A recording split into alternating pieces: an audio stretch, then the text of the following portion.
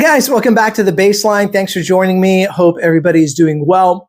Today, we're going to be talking about the shrinking middle class and how the system seems kind of rigged and what we can all do about it. So let me ask you guys something real quick at least.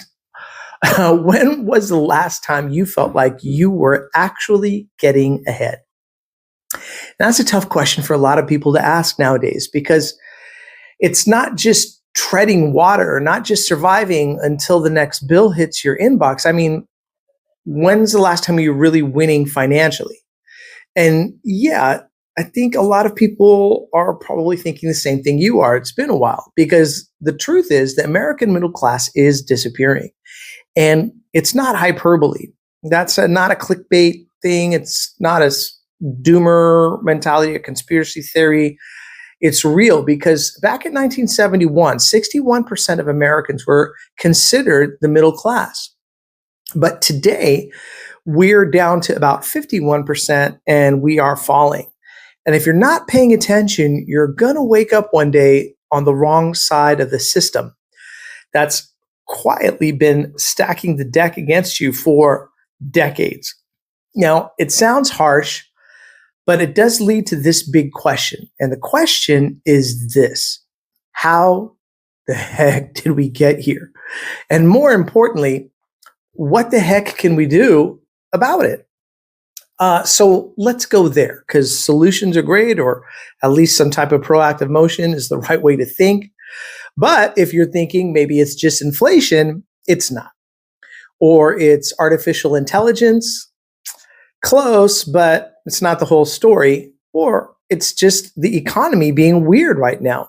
But let me tell you, the economy has been weird since Blockbuster went bankrupt. And this isn't just one thing. It's like a coordinated symphony of economic erosion. And we're talking about stagnant wages, disappearing jobs, runaway inflation, and money printing that's a machine that funnels wealth straight to the top 1%. And a whole while they're telling you to cut back on your lattes. Now, here's the kicker of the whole thing. It's not an accident.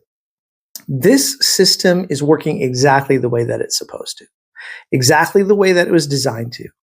And it's turning America into a two-class type of country, the haves and the have-nots.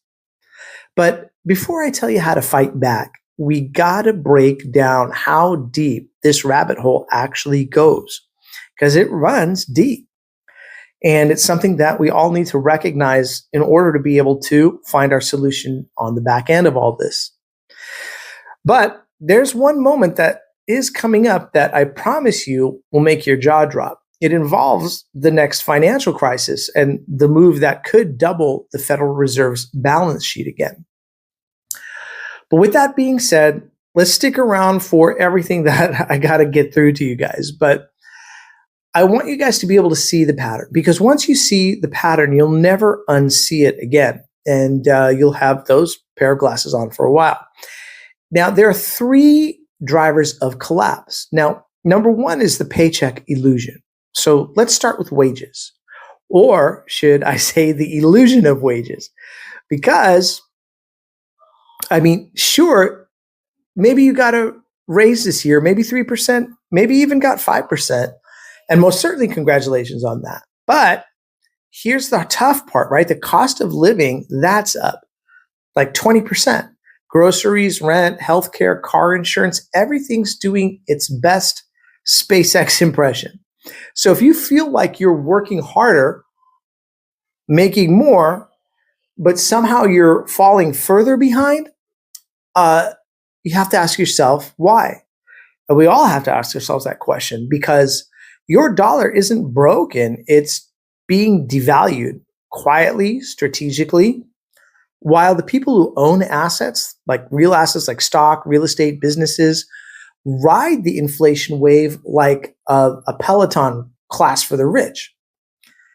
But they're not necessarily working harder. They're just sitting on appreciating assets. And the rest of us, well, we're juggling side hustles like we're in a circus or something. Which brings us to our second point here, right? The vanishing job ladder. Now, if you think that you can climb the ladder, man, they're removing the rungs because the middle income jobs, they're evaporating. First, it was outsourcing. And then remember when globalization shipped like 5.8 million US manufacturing jobs overseas? Yeah, that was the warm up act. And now artificial intelligence, AI, is coming for the white collar crew, the lawyers, the writers, the coders. So you don't even have to clock in to lose your job anymore. I mean, ChatGPT might clock in for you. And we're stuck.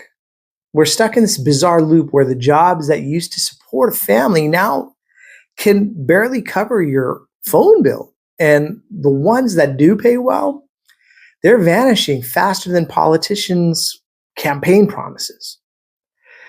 Now, the third thing is inflation, right? The silent wealth transfer. And here's the one that no one really wants to talk about, and how inflation helps the rich and strangles the rest. It's tough, right? Because when the government prints money, who gets it first is really the question, right? And spoiler alert, it's not you, it's not me, it's not your mom or my mom or our families with 3 side gigs on the Etsy store.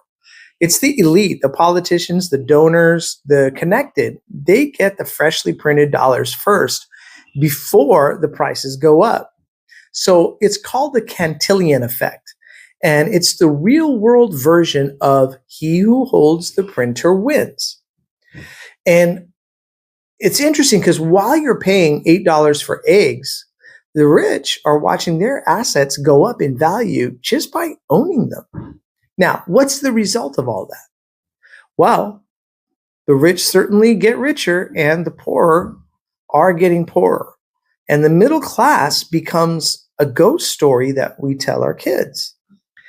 And that's kind of a scary thing for a lot of Americans and a lot of people in the United States. Now, I had a conversation last week with a single dad, right? He works 2 jobs, solid credit, no vacations, works hard, still can't afford to buy a home in the same zip code this fool grew up in. Now, he told me, like, I feel like I did everything right and I'm still getting priced out. And he feels like a failure, but that's not failure. That's the system working exactly how it's intended to work. And that's a tough thing to want to see or admit or have to face, because the next crisis is incoming. Now, remember that moment that I promised earlier, right? Let's talk about the next crisis that could make all of this a heck of a lot worse. Now, it's called a sovereign credit crisis. And it's when the United States Treasury bonds become toxic. You guys remember 2008? It's a lot like that, like 2008 mortgage bond toxicity. What happens when the world stops buying our debt? And that becomes a whole other issue. But what will end up happening is the Fed is probably going to step in again as the buyer of last resort. And just like in 2008 and again in 2020, they're going to print trillions of dollars. Now, the last time they did it, the Fed's balance sheet doubled. Now, if that happens again, we're looking at another 7 trillion in fresh inflation-juiced liquidity. And what does that mean? It means, say it with me, asset prices go up and the wealth gap gets even wider. And that is going to be a hard pill to swallow for the future. So what do we do here? Well, we have to get off the hamster wheel, right? We have to stop hoarding cash like it's 1992. And we have to start owning assets. Whatever floats your boat, right? Stocks, crypto, gold, silver, real estate, something, anything that's a real asset that appreciates, because the game isn't fair. But once you see the rules, you can start adjusting your mindset to play to win.